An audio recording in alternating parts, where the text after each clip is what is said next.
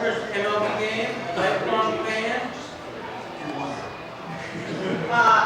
All I know is that Steve Carlton was pitching, and my dad has told me this for years. When I finally met Steve Carlton, I was about 21. I had hair down here. I was, the kind of cute little chickie or whatever. And my dad comes up behind me and says, you pitched the first game that she ever saw when she was 3 weeks old. And what went through my head was, you just made this man feel so old. She has been an official scorer for various teams since the age of 15. Eventually developed and copyrighted her own scoring system.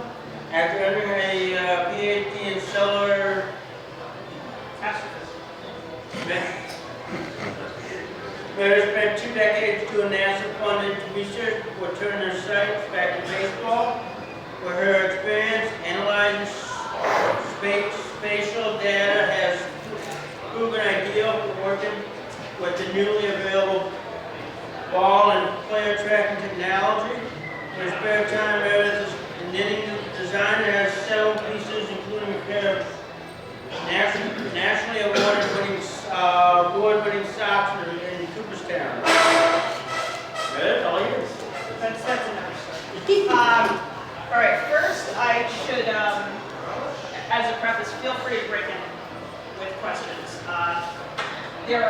Except for here in the last slide, there are no words in this talk. There are no numbers. It's basically all pretty pictures and movies. Speaking of movies, they're all animated GIFs. I apologize. StatCast is not very forthcoming with actually giving movies that you can see except from their website. And it makes it kind of hard to insert them in the talk. So, despite the fact, like I said, that I'm talking about technology, this is not anything like the Scott's talk with graphs and things like that. So, the point, I guess, behind this is, like I said, I've been a baseball fan since day one.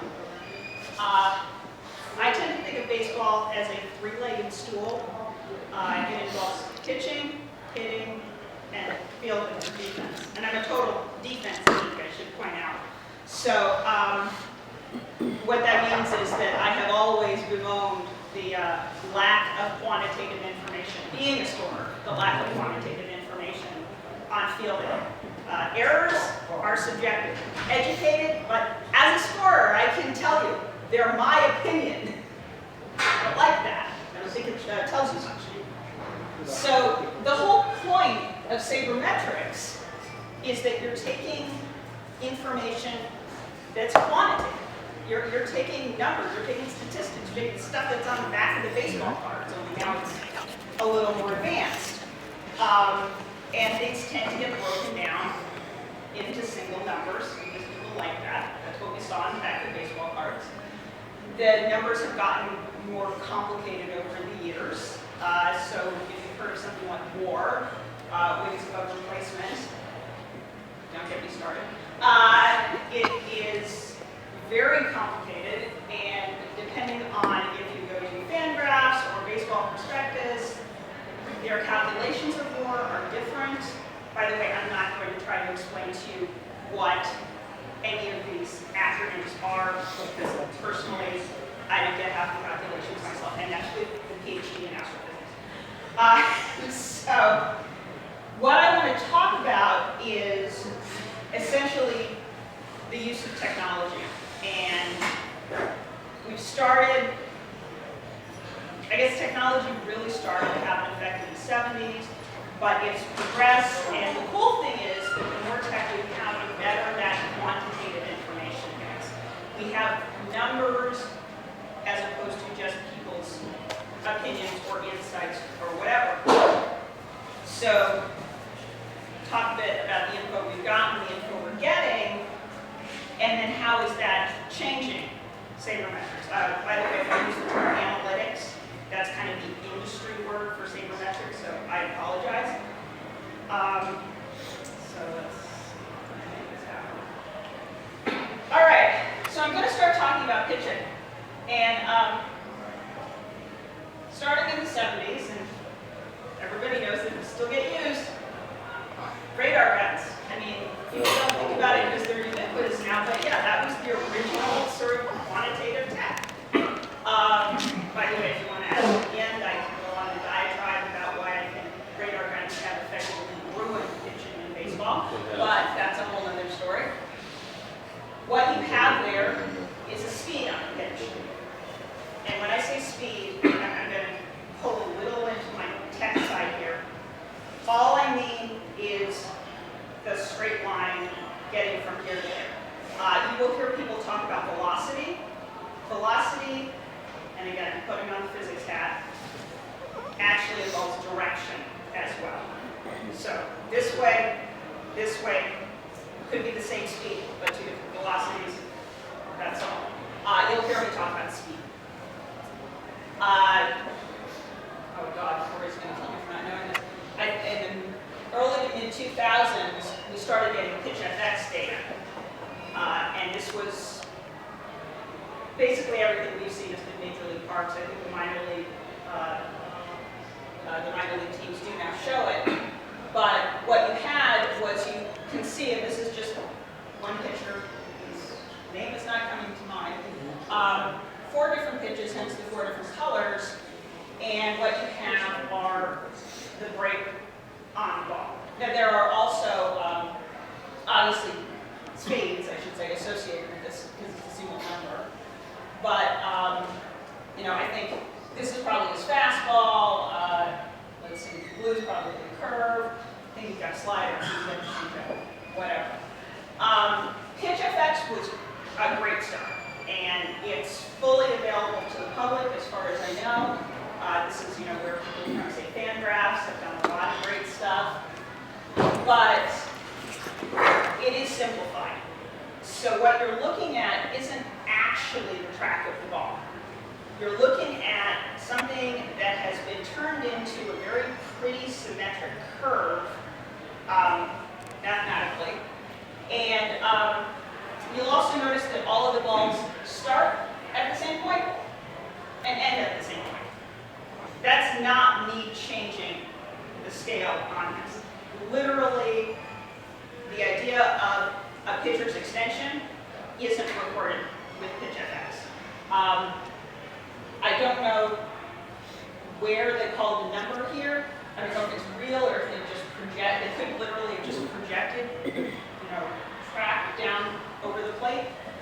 But I guess the point here is that you are getting quantitative information, but unlike the radar gun, which is one number, this is actually a shape. This is a picture.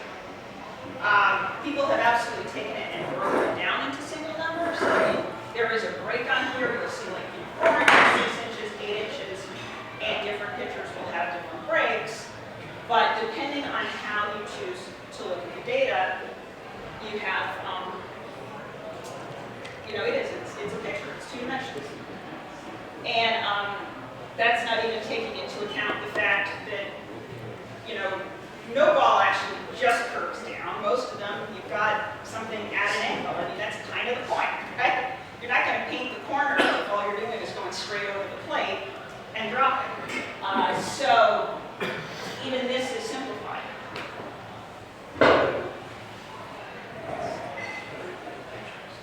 So PitchFX, which is sport vision, in the last few years, there has been new technology that's been introduced, and I think this is how it works. PitchFX is still being used in Stadia to some extent. It would not surprise me if this TrackMan data is actually being brought in as well to substitute for it, but I guess I'm getting a slide ahead of myself. What I wanted to start with is TrackMan came in a few years ago, and the whole point was to follow the ball in the air. Remember this first guy, this is where the animated GIFs come in. I'll stop in a minute. By the way, this is a much more recent slide, hence, yes, Yelp catches the ball, but we're not interested in that. We just see the pitch driver. I just want to show this is how the ball is moving in the air.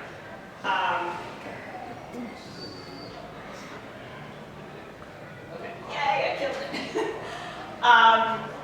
So with TrackMan, some of this is just cool graphics that the media likes. You can get, numbers from it in terms of, say, the velocity on the bat. You can actually get a point at which the ball lands, gets caught.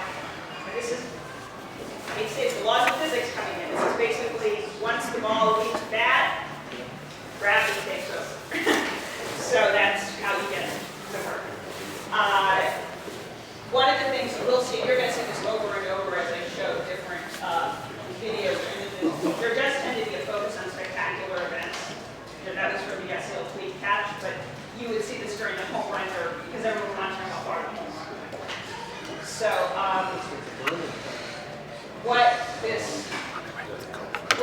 what we could do with this, and again, look, once again, we're sort of out of the single number thing.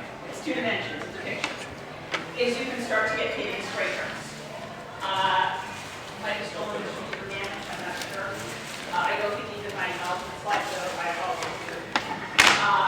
But again, and this is my crowd, by the way, because we talk about hitting all fields. You'll actually notice he is, in fact, hitting more center and left field. The advantage of something like this is I'm sure everybody is familiar with the, Pirates starting it, but now pretty much everybody uses the shift. The reason they use the shift is because of things like this. Is because you now have 2 dimensions, you have actual quantitative information that says this is where the ball is likely to go when this particular hitter is up, and therefore you put the shift on. Kind of remarkably hard on good pitchers to show a shift, or to show evidence of why you would need a shift. I don't know who remembers from the World Series, they kept putting David Wright on second base, or the second baseman would stand every time they did a shift. I can tell you as a scorer, it made me crazy because you would do an 0-5 with him standing on the right side of the field. Okay. Now, this is one because of the way that it's shown that makes a lot of sense to the coaches, to the players. You can show them this, you can have the discussion, and particularly with the hitting coaches, where they'll believe you, and this is why something like the Pirates, there's a great book that Travis Sotomayor wrote called Big Data Baseball, and one of the things that comes up is them convincing the coaches that, oh yeah, statistically you're going to get more outs if you use the shift. Because look, this guy's hitting more to left field than right. And it works. Now the other thing that TrackMan is good for, and this is going to be, the shift was trendy, the new thing is going to be this. By the way, this is a slide I stole from Alan Nathan, who wrote The Physics of Baseball. I can run this a few times. We actually can record the spin of the ball in the air. That's real. And TrackMan can see that, which is pretty sweet. What? You like that one? All right, I can just keep playing it. I love the expression on it. Well, the great part is that the expression on their faces at the end is phenomenal. But that may actually be another ball.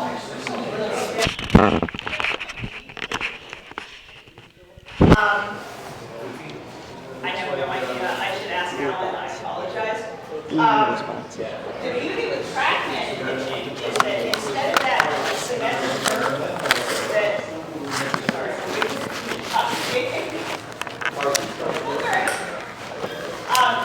with TrackMan, instead of pitch at that, the curve isn't symmetric anymore. You're actually finding every single point as it's going, which is kind of cool. And so it does take into account. Forgive me, but does it look to you like the ball's kind of doing this as it's coming down? That's not a breakdown. That is actually a break to the left and to the left.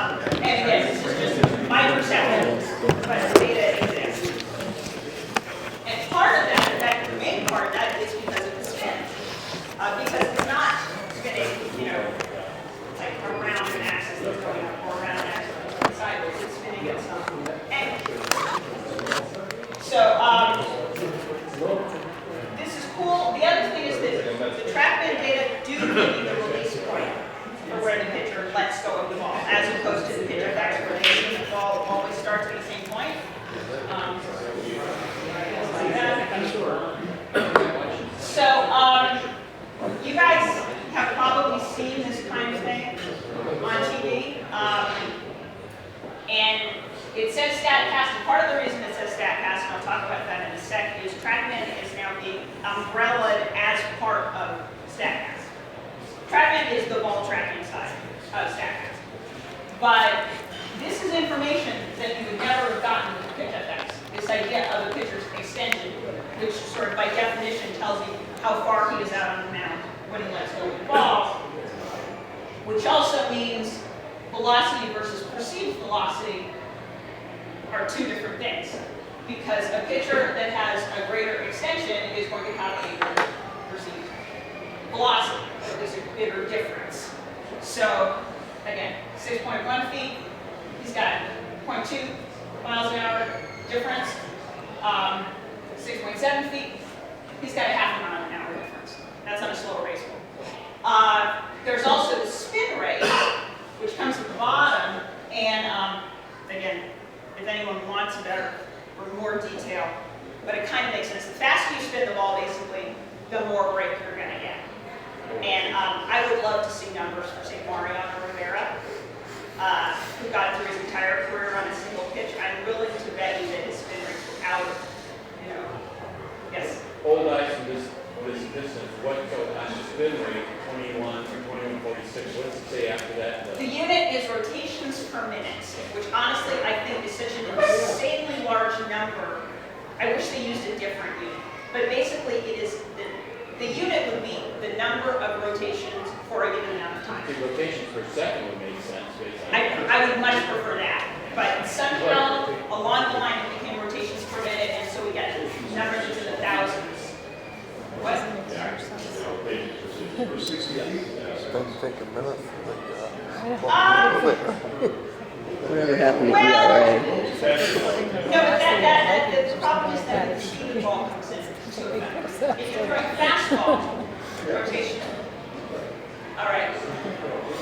I shouldn't say this. This gives you one sort of information. What you're saying is entirely valid, but it describes a different type of information, which is actually quite useful if you think about it.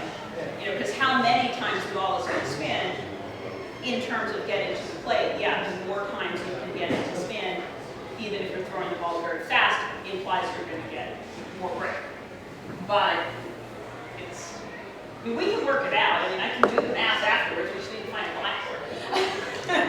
It's just a matter of changing the units around. So this is cool. This is one of those instances, by the way, where I'm not objecting to the single number things because they're giving you multiple single numbers so that you can pull out some understanding. They're still not giving you the direction of the spin axis, so you don't know what direction the ball is breaking in. And for those of you who actually want to do the Fangraphs baseball prospectus thing with something like the TrackMan data, my bet is you're never going to see that spin axis. I apologize, but I can't imagine the teams are going to let it out. It's going to be proprietary. It's how it works. So, and I don't blame them. They need an advantage somehow. And if information comes into the public domain, also looking at the ball. So this is something called HEDO.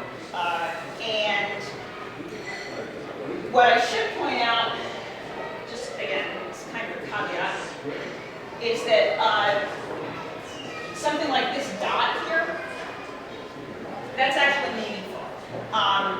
All you can measure with a human being, and again, I can go over this afterwards if you want, is basically their rough position. Picture out of the bubble. You can figure out here with the big kind of uncertainty around me.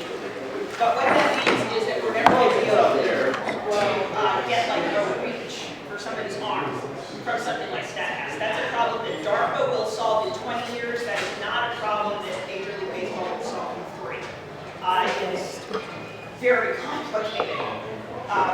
And the other thing is that as we look at some of the information here, in the same way I talked about the spin rate or the axes for the TrackMan data,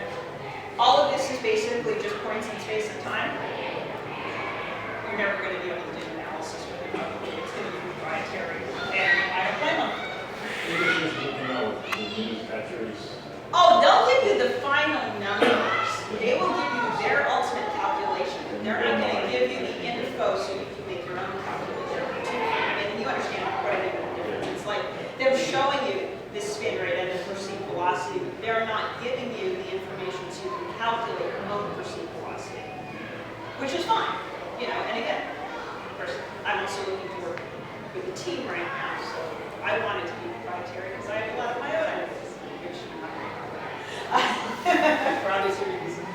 So,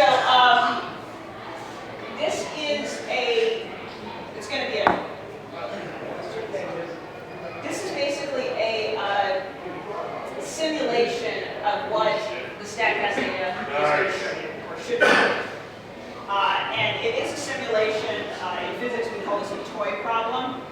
By the way, there are 12 people on the field here. You'll notice that they left out both the corner infields and the corner outfielders, so there's only 5 fielders. Although they did include all 4 umpires, which I thought was kind of interesting. And one thing, you'll notice there's a bounce in the outfield right here. That's actually real. StatCast can track bounce. It's kind of new stuff. I thought that was very cool. We'll see more of that later. One of the things to realize, by the way, is when I say that this is a simulation, or again, the term I used to use was toy problem, everybody is either moving in a straight line or in some kind of really easily predictable curve. What you can't see, though, is that we've got, even leaving out players, we've got like 12 people on the field plus the ball. So now we're getting beyond that 2D information to 2D plus time times 12, and how all of those interact. You see where it's getting more and more complex, and where if you're used to doing the statistics and the sabermetrics, you're going to start tearing your hair out. I think it's very interesting to start tearing your hair out. That was the simulation. Yes. This is what it actually looks like. By the way, this is done by Darren Willman. Thank you, Darren. Who Scott just mentioned. More Darren stuff's going to show up. This is so new that this particular graph may be less than 2 weeks, maybe 3 weeks old. He just started doing this stuff in early January. I'm so glad for the timing. It was a few times we just talked. Now we've got 16 people on the fence. Because not only have we included all the players, he's actually included the first and third baseman. Suggestion to Darren, by the way, change the background to gray because we can't see half these colors. Notice the problem? Another cool thing also is, you know how I said you can see the bounce? We can actually see the throw. So here's the ball being caught by Kevin Kiermaier, him moving a bit, and him throwing it back to the second baseman. I never thought we'd get to that point. And again, that's just kind of a cool thing to be able to realize that they're able to find the ball, you know, despite the fact that the players move and then he lets go. Just to be clear, Mary, Yes. this is StatCast data. This is StatCast data. So this is not going to be anywhere to be seen. It's not going to be. Oh, no, this is, I mean, here's the thing though, they can show this because the problem, basically, I think this makes really good modern art, so. But, it doesn't really, yeah, it's exactly what he's doing. All it really tells you is how incredibly complicated this is. You notice, this is not only how the players move, but this is the entire play. You've got Machado hitting the ball, making it to second base, and then they're bothering to track him all the way back to the dugout. So this is a huge amount of time. We have no idea how fast anyone ran. We have no idea, you know, necessarily like where, you know, how close is the right fielder by the time Kiermaier's got the ball? How long is it taking him to get there? You know, what's happening down in these areas? Mostly, like I said, it just shows you how complicated this is. It's cool. I don't think you can pull anything useful out of this without also having the time. But what it does show you is how incredibly complicated this has the potential to be. And I do point out there that it's the potential. But yeah, there's nothing dynamic in it. And that's kind of the key. I should also point out that this is Kevin Kiermaier catching the ball. I don't know if Darren is just really good friends with Kevin or a fan, but you're going to see Kevin Kiermaier's name come over and over and over in these examples. It's just what he chose to do. I didn't pick Kevin Kiermaier specifically. I mean, he's a career center field. Well, no, I mean, there are other career center He's showing fielders. movement more than anything else. He's showing Yeah. how far he's ranging to get from given ball. I just thought it was interesting. There are other career center fielders, but for some reason Kevin Kiermaier chose that all these things. So, whatever. One of the things that is, and I guess to go back a bit just to make, go back to this. Certainly to get the ball, and I guess for Kevin, this is fairly easy. He's got a route here. You notice he comes forward, and then he goes back, catches the ball. You kind of see that, right? Forward and then goes back. So one of the more interesting things you think you could pull out of this would be routes. It also seems like it should be straightforward. Routes are a great example of something that seems like it should be straightforward, but is deceptively complicated. I like this. I could have gotten you movies, but I like this picture. All of the movies show you the spectacular plays. They show you that Yasiel Puig running lights out and making a diving catch. That's not necessarily how someone runs a route. In this case, I'm willing to bet, and I don't even know who the player is. He clearly had trouble tracking the ball. And you can tell that because he's slowing down and speeding up and slowing down. Finally speeds up and is able to catch the ball. So I don't know if it's that it was windy, I don't know if it's that he has trouble running back towards the wall, or he was afraid of hitting the warning track. He does make catches. But that kind of route, you know, we have how fast he's gone, we have where he's gone, but he's going in a squiggly line, he's changing speed, and that's just one route. Imagine if you wanted to know about how he runs routes in general. And, you know, what about how he runs them in different directions or over different distances? It's easy, it just, you can see where it could get complicated. And again, I'm happy to answer questions or go more into it afterwards, but I've had some discussions with people where we sort of sat down and said, oh, okay, these are a lot of potential problems, and some of them people may have solved, some of them I don't think they have.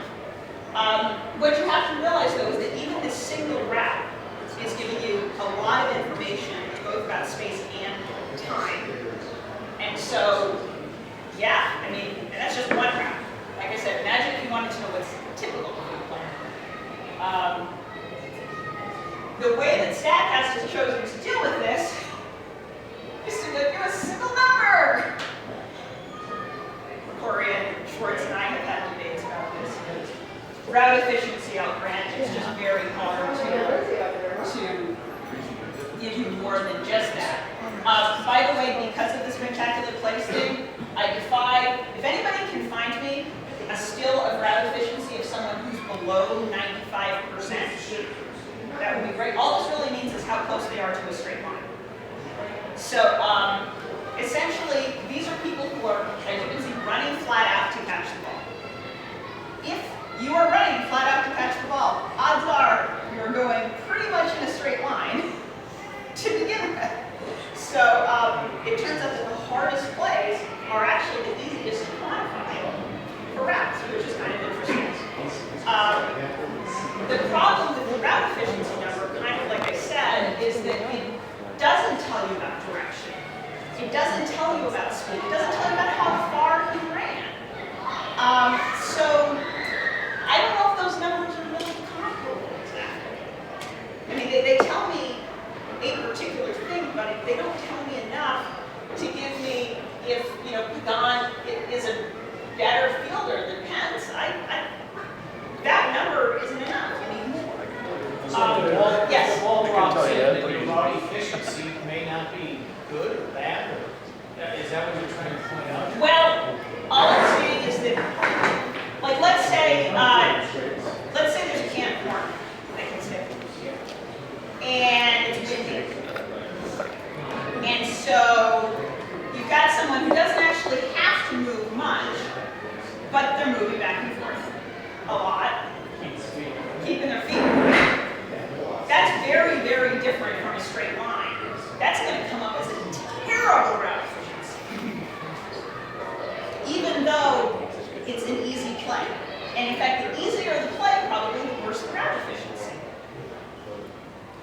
one other question, if you say you gotta sacrifice fly. Sure. Do you take a couple steps back to keep your momentum once you catch the ball? Hit the back. Once it's caught, it doesn't come out. I mean, actually, hang on, I'm gonna see if I can make this work. Kiermaier's route efficiency on this is terrible. He goes forward, and then he goes back. This was probably a really easy catch to make, even though it's a line out. But that, forward, and then that, actually kills the route efficiency a lot. So you see what I mean about, you know, and this is just, what I'm showing to a large extent is also just stuff that people, this is what they want to see. Yeah. You need to particularly route efficiency for some time. It would have to be at a small cost, right? Yes, route efficiency implies ball, okay. Because otherwise, if the guy's just standing there with the ball, that's perfect route efficiency every time. Oh, yeah. What I would say is, and this is actually a good question, because I'm going to show you something that feel for basically how one of the things we look at is the range of the route. But yeah, in the outfield, it's definitely, as far as I'm concerned, making the catch. In the infield, I would say it's blowing the ball because everything's an necessity. So you just don't make a lot of catches in the infield to begin with. You're not going to have a very large sample size. But also, you know, Nolan Arenado probably makes amazing rounds. Short distances, but he makes amazing rounds. So, and again, the distance there, coming in. Can you track catchers on pop-ups? A catcher on a pop-up is probably going to have an atrocious route efficiency. But that's what I mean, you know, that there are, it only makes sense really in the outfield, and again, this will show up in some of the stuff that showed there, where you've got more, there's more room to maneuver, and therefore a route is more meaningful. If you're only traveling, say, 20 or 30 feet, you know, unless it's a really major, you know, line drive or something, it's probably not going to need as much. But, and that's actually, I guess, an important point to make, is that outfield player tracking information versus infield player tracking information, in terms of what's useful, is probably going to be very, very different. By the way, everything I'm throwing out here, were you asking? Let me straighten it. One of the things to realize is a lot of what I'm showing you here is really just making the point that this is going to be hard. This is already proving hard. And that idea, for instance, of outfield versus infield is another thing. It comes down to asking, knowing what information you want and figuring out how to ask the questions. Yes? I have a question. Is there any type of technology that could analyze movie or video footage of the past, like how fast did Koufax pitch, or how fast did Kai Cobb actually run? If there's movie or video footage, is there any type of technology that could actually analyze it and put out some numbers? I'm speculating here because if it does exist, it's proprietary. I do not believe there is. On the other hand, I do believe it's doable, depending on the quality of the actual information. One of the problems you run into, particularly, and I've had this happen, particularly when you're looking at pitching, is that if you only are doing 24 or 30 frames a second, that ball isn't round anymore. It's a blur in every single frame. And if you want to get it, you know, you could go through, you know, find your right in turn and make it clear on every single frame, and that's fine. But if you wanted to find a way to quantitatively have the computer do it, it's very hard to get the computer to identify the blur versus the ball. If I could get the ball, I could absolutely write the software for it, yes. Although even there, you're only getting it from a single angle, which again presents a problem. Because if you think about it, if you're looking straight on, you can't tell how fast the ball's going. You'd have to be looking at, you know, from the side, and even then, it's great to see. I mean, yes, there's something that's doable. The key would be to make sure that you limits on either end. It's going up to this fast, or it's going faster than X, or things like that. So I've just shown you a lot of really, well, I'm not sure, ugly information. Certainly the Kevin Niermeyer catch is a good example of ugly. So I guess the question is, what do we do with what we've got? And what I would say actually is you have to start by stepping back. It's kind of a crawl before you walk thing. And once again, this is stuff that Darren Wellman did. Now, this is part of StatCast.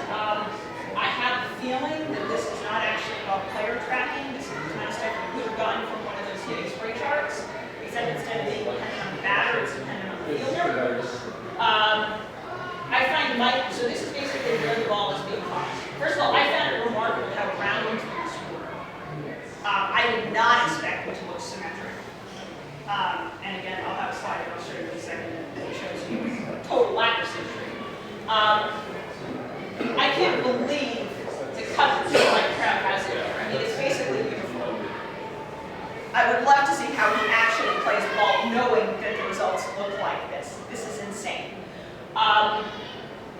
Kevin Kiermaier, once again, all of the red dots are his starting position. All the black dots are where he actually fields the ball. I'm not sure the red or the little lines are important, but what I think is key here is that you're going to see more dots towards the center and fewer as you get further out. I mean, Darren literally just connected the other dots, which is fine. I mean, it's not, he actually said, this is a start, this is how I'm doing it. This is effectively telling you something about the player's range. And this would be a quantitative range. I know ranges have all sorts of different definitions over the years. This is hopefully what the real range is. Speaking of range, this is something that I did years ago, I guess, long before StatCast was even talked about, when it was still going to be Field FX and hadn't come online. And this, unlike the other slide, which you could have pulled just from the bat and ball data, is actually me having laboriously gone through video to figure out where the player was. So this slide would probably look like that, except more circular. Mike Trout's is, I think, just going to be solid red. Honestly, I'd love to be able to run that. So I would love to see Darren Wellman make plots like this. So hint, maybe he'll do it. I don't know. I will. I mean, honestly, I'm going to ask him to watch this whole talk. I'm also going to ask Corey Schwartz, because he and I have had an ongoing debate over the value of visualization. I'm really glad he's letting Darren do this. As recently as the winter meetings, we were having some lively discussions, let's call it that. And I should mention Corey is a close friend of mine, so I'm allowed to say that stuff. So what else can you do? And again, this sort of goes into range. This is probably bad in ball data. There are certain things you can do. One would be basic player comparisons. I do want to point something out. I think by the time this was being done, Darren was putting...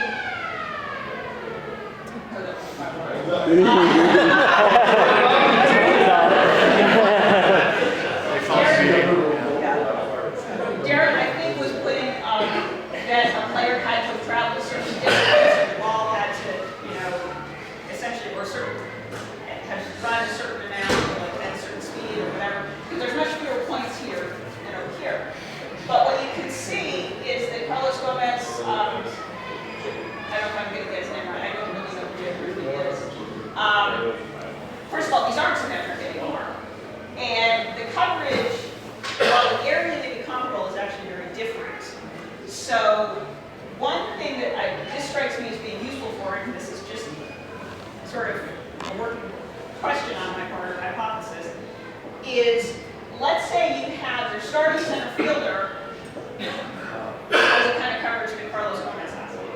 And he gets injured, and then you bring in your back with your AAA guy. And he's got the coverage that Jake Marisnick has. So is that going to throw off your right and your left fielders in terms of how they play the ball? Because, suddenly you don't have the coverage in the same way going all the way back to the wall. You tend to see when you bring it back up that the quality of play can change. And again, working hypothesis on my part, I think having the shape of the actual range be the same probably would help make a difference. So that, you know, things fit together the way they did before. Another one is he just uses the quality of the players. So you want Jason Hayward instead of Carlos Beltran. I'm not going to keep away the general, but it was that, yeah, you can sort of see that Carlos Beltran is there under Hayward's numbers. So why did I say this? What? The term he used was Right, but you can, I mean, just by looking at that, Hayward's clearly such a better fielder. Well, that's, oh yeah, no, I mean, it's an unfair comparison. I totally agree it's an unfair comparison. But this is another one that's kind of interesting. Look, it's Kevin Kiermaier and Lorenzo Cain. See? I told you brought it over here, right? This is a little different, and I appreciate the lines are here because it does give a scale. But all of those red dots that you saw before, it's like you took them and brought them to a single place. So this is almost like a normalized range. What you're getting, again, roughly, is that the players, these two guys can cover the same area. And so if you were to do their, you know, start positioning roughly the same, they might play the positions roughly the same. I would really prefer a range map on this because it strikes me that Kiermaier has a lot more points down in here than Cain does. Cain has a lot more points up here, but again, I'm just eyeballing it. So, well, he is just playing. You know, that's why I'm throwing these out here. I'm eyeballing it. I don't have access to doing it. But I want to see these range maps. I think they'd be really useful. So, this, though, I think is the most interesting thing that we can pull out right now. And what you're looking at is, let's see, Pirates, Red Sox, Mets. The Mets, again, fewer points because he put in that kind of constraint on you have to run a certain distance or certain speed or whatever. But the Pirates is interesting because, again, those are all pretty symmetric. The overlap's pretty good. I love these shapes for the Red Sox, though. Hanley Ramirez having a weird shape doesn't surprise me so much. Mookie Betts is kind of cool. It looks like he's trying to compensate for these guys. And I'll do an overlay in yeah, but you can, yeah, well, anyone's going to compensate for him. What is interesting, though, in this, again, there aren't as many points, but this sort of shows it. You know the phrase, hit them where they ain't? They ain't here.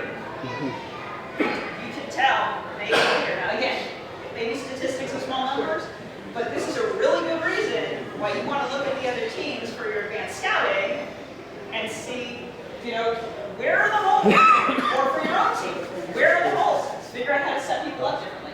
By the way, you'll notice that Mookie Betts, there's only two places he sets up. Probably has to do with right-handed versus left-handed batters. Not sure? Yes. Is that a data false? I do not know. I would assume it is. I would assume it is 2015 data. Boston's intriguing choice because of the federal marks.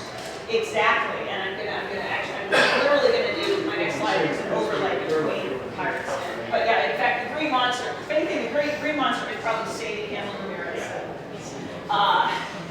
Because yeah, that's right here, or I should say right here.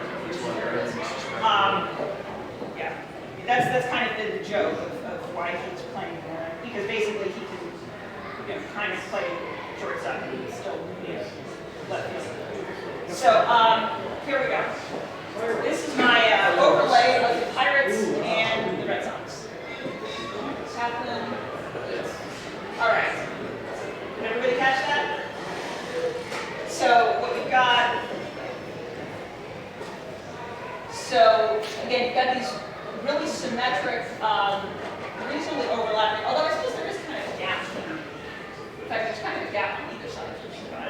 I'd be curious to see the info. being in PNC Park, so the left field is where there's more room. Well, but don't forget, those lines are to scale.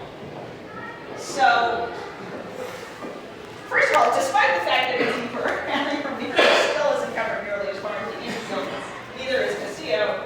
On the other hand, I was pretty impressed.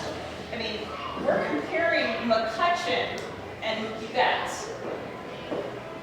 Mookie Betts has come substantially further towards the infield. That surprised me. Actually, I think he's going further out of the outfield as well.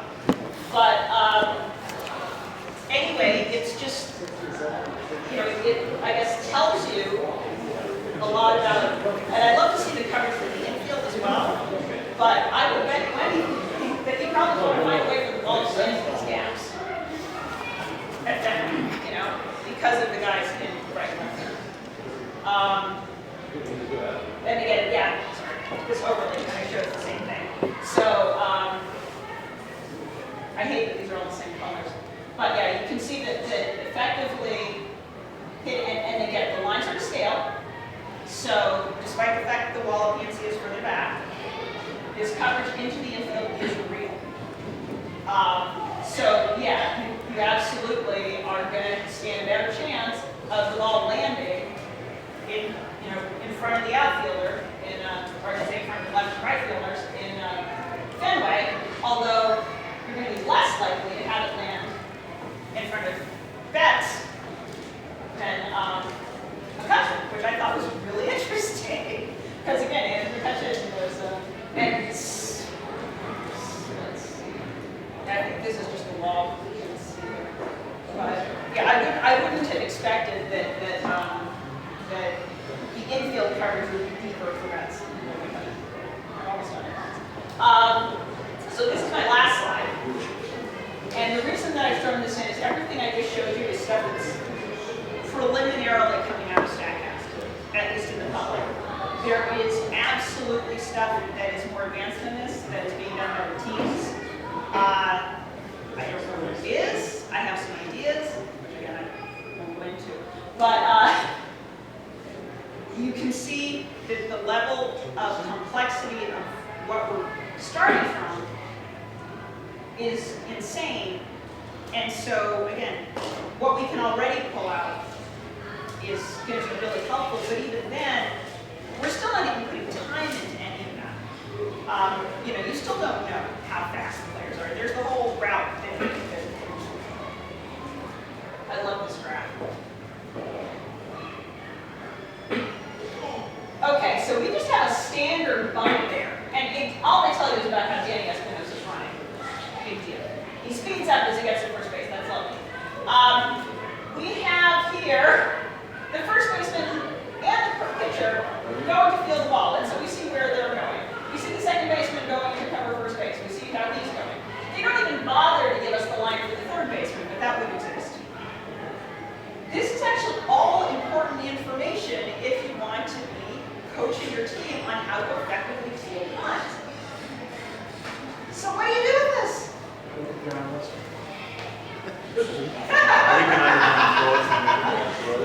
You see my point though. Like, I'm not sure which of those you can throw out or how you can make it less complicated. Or it's fascinating to me.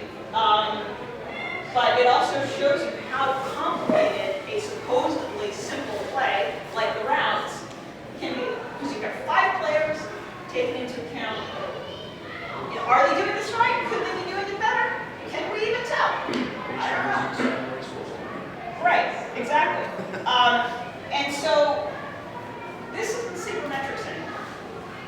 This is research. This is data science. There is a reason that all of these teams are no longer have analytics departments, and they now are changing them to R&D.